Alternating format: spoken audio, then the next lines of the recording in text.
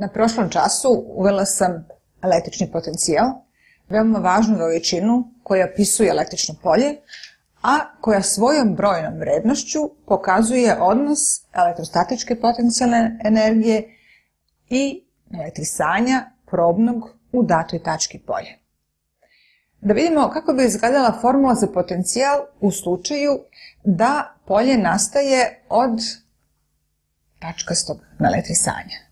Znači, naelektrisanog tela ili čestice čije su dimenzije zanemarljive.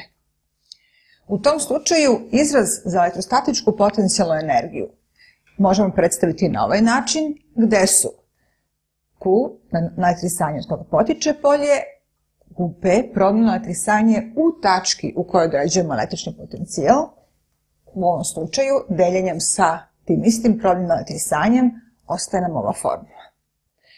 Znači, potencijal polja tačkastog naelektrisanja u tački A srazmeran je naelektrisanju od kojeg potiče polje. Šta znači srazmeran? Znači, ako je 3 puta veće to naelektrisanje, bit će i 3 puta veći potencijal u toj tački. A obrnuto srazmeran rastojanju od tačkastog naelektrisanja do tačke u kojoj određujemo potencijal, što znači ako je rastojanje 3 puta veće, potencijal je 3 puta manji. Sve to ako je električno polje u vakuumu, epsilon 0 je dielektrična propustljivost vaguma. Znak plus podrazumeva da se radi o polju pozitivnog tačkastog naelektrisanja, a znak minus obrnuto.